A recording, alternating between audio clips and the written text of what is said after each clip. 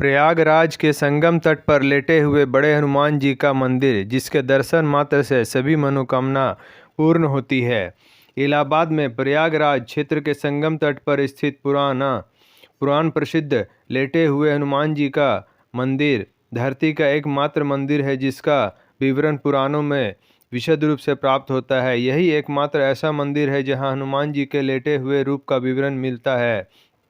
अब आजकल तो अनेक मंदिर बन गए हैं, परंतु पुराणों में एक ही लेटे हुए हनुमान जी के मंदिर का विवरण प्राप्त होता है और वह प्रयाग क्षेत्र के संगम तट पर स्थित इलाहाबाद के बड़े हनुमान जी का मंदिर ही है। जो प्रचलित कथा इस लेटे हुए हनुमान जी के मंदिर के विषय में प्राप्त होती है वह यह है कि एक बार एक व्यापारी हनुमान जी की भव्य मूर्ति लेकर जल मार्ग से चला आ रहा था। वह हनुमान जी का परम भक्त था। जब वह अपनी नाव लिए प्रयाग के समीप पहुंचा तो उसकी नाव धीरे धीरे भारी होने लगी तथा संगम के नज़दीक पहुंचकर यमुना जी के जल में डूब गई। कालांतर में कुछ समय बाद जब यमुना जी के जल की धारा ने कुछ राह बदली तो वह मूर्ति दिखाई पड़ी। उस समय मुसलमान शासक अकबर का शासन चल रहा था। उसने हिंदुओं का दिल जीतने तथा अंदर से इस इच्छा से कि यदि वास्तव में हनुमान जी इतने प्रभावशाली हैं तो वह मेरी रक्षा करेंगे, यह सोचकर उनकी स्थापना अपने किले के समीप ही करवा दी। किंतु यह निराधार ही लगता है, क्योंकि पुराणों की रचना वेद व्यास ने की थी, जिनका काल द्वापर युग में आता है। इसके विपरीत अकबर का शासन 14वीं शताब्दी में आता है। अकबर के शासन के बहुत पहले पुराणों की रचना हो चुकी थी, अतः यह कथा अवश्य ही कपोल कल्पित मनगढ़ंत या एक समुदाय विशेष के तुष्टीकरण का मायावी जाल ही हो सकता है। जो सबसे ज़्यादा तार्किक, प्रामाणिक एवं प्रासंगिक कथा इसके विषय में जनश्रुतियों के आधार पर प्राप्त होती है वह यह है कि रामावतार में अर्थात त्रेता युग में जब हनुमान जी अपने गुरु सूर्यदेव से अपनी शिक्षा दीक्षा पूरी करके विदा होते समय गुरु दक्षिणा की बात चली। भगवान सूर्य ने हनुमान जी से कहा कि जब समय आएगा तो वे दक्षिणा मांग लेंगे।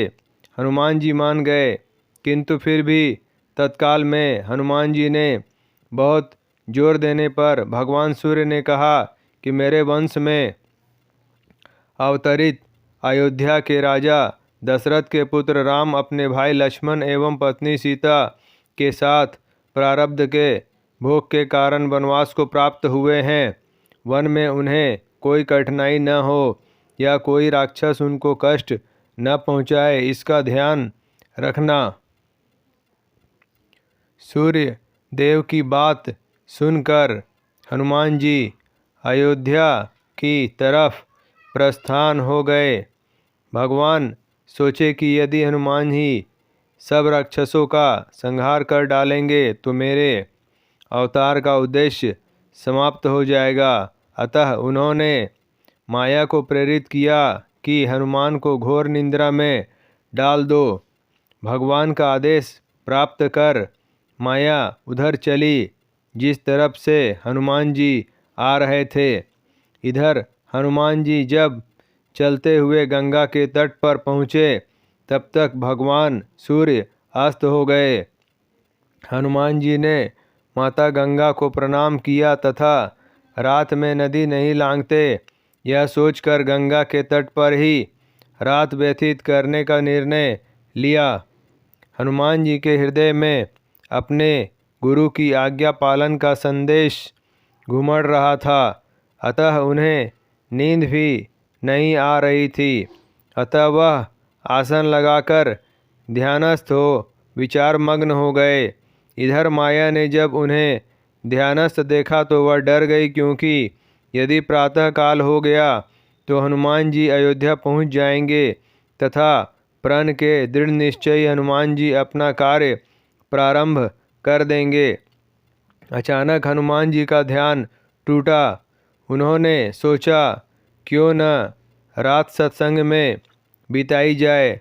यह सोचकर वह ऋषि भारद्वाज के आश्रम की तरफ चल पड़े। अब माया और भी निराश हो गई। हनुमान जी भारद्वाज ऋषि के आश्रम पहुँचे। वहाँ वेद पुराण का व्याख्यान चल रहा था। हनुमान जी वहीं बैठकर कथा सुनने लगे।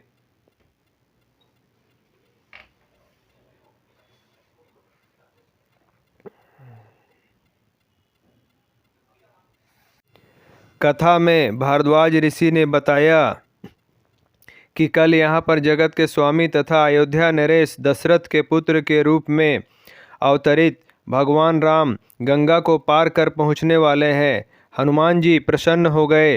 अभी उन्होंने गंगा पार कर अयोध्या जाने का विचार त्याग दिया तथा वहीं संगम के तट पर ही रहकर भगवान राम की प्रतीक्षा करने का निर्णय लिया। रात्रिकालीन आवश्यक कार्यों को पूरा कर हनुमान जी वहीं संगम के तट पर लेट गए और उन्हें नींद आ गई। इधर माया को अवसर मिला और उसने हनुमान जी को धर दबोचा। हनुमान जी घोर निंद्रा में चले गए। इधर भगवान राम गंगा पार कर प्रयाग पहुँचे। उन्होंने हनुमान जी को सोते हुए देखा तथा उनको यह वरदान दिया कि इस सोए हुए हनुमान की मूर्ति के जो दर्शन करेगा उसे बिना किसी प्रयास के मेरी कृपा प्राप्त होगी। उस व्यक्ति को किसी तरह के भूत प्रेत या धोखा षड्यंत्र आदि का शिकार नहीं होना पड़ेगा। उसके सारे शत्रु स्वतः ही परास्त हो जाएंगे। इस तरह हनुमान जी को अमोघ वरदान देकर भगवान राम भारद्वाज ऋषि के आश्रम तथा अक्षय वट का दर्शन करते हुए आगे बढ़ गए। यह वरदान आज अक्षरशः सत्य हो रहा है। इस पुराण प्रसिद्ध सिद्ध हनुमान मंदिर का दर्शन निश्चित ही समस्त बाधा कष्ट अरिष्ट आदि को शांत करता है। इधर प्रातःकाल जब गंगा देवी ने देखा कि एक प्राणी उनकी तरफ ही पांव फैलाकर सो रहा है तो उन्होंने अपने आप को अपमानित महसूस करते हुए हनुमान जी को डुबो दिया। सूर्यदेव ने जब प्रातःकाल अपने शिष्य हनुमान की यह दशा देखी तो उन्होंने गंगा को शाप दिया कि तुम्हारा हृदय मैला है, जो अज्ञानवश तूने एक सीधे साधे प्राणी को दंड दिया। तेरा सम्मान करते हुए हनुमान ने रात में तुम्हारे ऊपर से होकर गुजरना अच्छा नहीं समझा और तुम दुर्बुद्धि उसे शाप दे बैठी।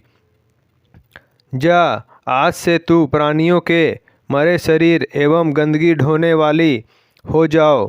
गंगा नदी के दूषित होने से संसार के समस्त देव संबंधी एवं शुभ कार्य बाधित होने लगे। तब समस्त देवताओं ने मिलकर भगवान सूर्यदेव की पूजा अर्चना की। तब भगवान सूर्यदेव ने कहा कि जा गंगे, तेरे जल के ऊपर मेरी किरणों के पड़ते ही तुम्हारे जल की पवित्रता बढ़ जाएगी तथा तुम्हारे जल से मेरा किया गया स्तवन पूजन कोटि गुना फल देने वाला होगा। भगवान सूर्य के कहने पर गंगा ने कहा कि हनुमान चतुर्मास व्यतीत होते ही पुनः भगवान राम की सेवा में उपस्थित हो जाएंगे। तब तक हनुमान जी किष्किंधा पर्वत पर सुग्रीव की सेना में लगे रहे। चतुर्मास बीतने पर भगवान राम सीता की खोज करते हुए किष्किंधा पर्वत पर पहुँचे। वहाँ पर उनकी मुलाकात भगवान राम से हुई।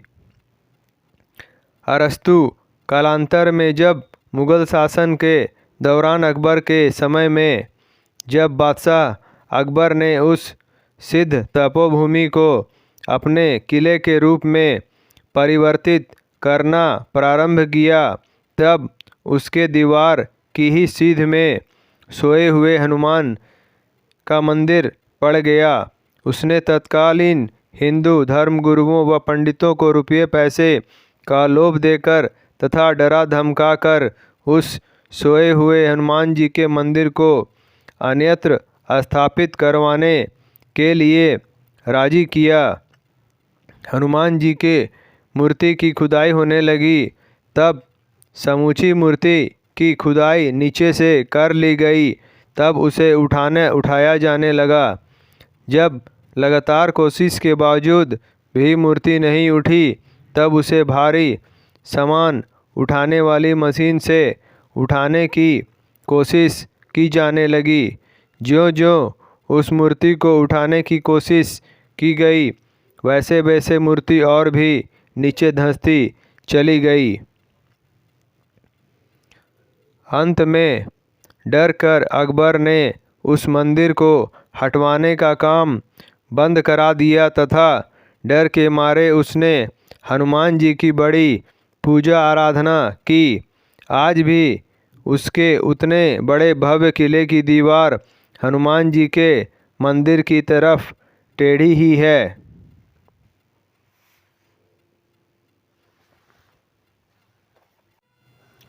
एक मान्यता और है इस मंदिर के बारे में। इस मान्यता के पीछे राम भक्त हनुमान के पुनर्जन्म की कथा जुड़ी हुई है। लंका विजय के बाद बजरंगबली जब अपार कष्ट से पीड़ित होकर मरणासन अवस्था में पहुंच गए थे, तो मां जानकी ने इसी जगह पर उन्हें अपना सिंदूर देकर नया जीवन और हमेशा आरोग्य व चिरायु रहने का आशीर्वाद देते हुए कहा कि जो भी इस त्रिवेणी तट पर संगम स्नान पर आएगा, उसको संगम स्नान का असली फल तभी मिलेगा जब वह हनुमान जी के दर्शन करेगा। यहाँ स्थापित हनुमान की अनूठी प्रतिमा को प्रयाग का कोतवाल होने का दर्जा भी हासिल है। आमतौर पर जहाँ दूसरे मंदिरों में प्रतिमाएं सीधी खड़ी होती हैं, वहीं इस मंदिर में लेटे हुए बजरंगबली की पूजा होती है। पौराणिक कथाओं के मुताबिक लंका विजय के बाद भगवान राम जब संगम स्नान कर भारद्वाज ऋषि से आशीर्वाद लेने प्रयाग आए, तो उनके सबसे प्रिय भक्त हनुमान इसी जगह पर शारीरिक कष्ट से पीड़ित होकर मूर्छित हो गए। पवन पुत्र को मरणासन देख मां जानकी ने उन्हें अपनी सुहाग के प्रतीक सिंदूर से नई जिंदगी दी और हमेशा स्वस्थ एवं आरोग्य रहने का आशीर्वाद प्रदान किया। मां जानकी द्वारा सिंदूर से जीवन देने की वजह से ही बजरंगबली को सिंदूर चढ़ाए जाने की परंपरा है। संगम आने वाले हर एक श्रद्धालु यहाँ सिंदूर चढ़ाने और हनुमान जी के दर्शन को जरूर पहुँचता है। बजरंगबली के लेटे हुए मंदिर में पूजा अर्चना के लिए यूं तो हर रोज़ ही देश के कोने कोने से हजारों भक्त आते हैं। यह कहा जाता है कि यहाँ मांगी गई मनोकामना अक्सर पूरी होती है। आरोग्य व अन्य कामनाओं के पूरा होने पर हर मंगलवार और शनिवार को यहाँ मन्नत पूरी होने का झंडा निशान चढ़ने के लिए लोग जुलूस की शक्ल में गाजे बाजे के साथ आते हैं। मंदिर में कदम रखते ही श्रद्धालुओं को अजीब सी सुखद अनुभूति होती है। भक्तों का मानना है कि ऐसे प्रतिमा पूरे विश्व में कहीं मौजूद नहीं है। इलाहाबाद में संगम के निकट स्थित यह मंदिर उत्तर भारत के मंदिरों में अद्वितीय है। मंदिर में हनुमान की विशाल मूर्ति आराम की मुद्रा में स्थापित है। यद्यपि यह एक छोटा मंदिर है, फिर भी प्रतिदिन सैकड़ों की तादाद में भक्तगण आते हैं। जय श्री राम, जय हनुमान। दोस्तों, आपको हमारा वीडियो पसंद आया हो तो लाइक करें, शेयर करें, सब्सक्राइब करें और हमारी नई वीडियो के लिए बेल आइकॉन ज़रूर दबाएं। धन्यवाद।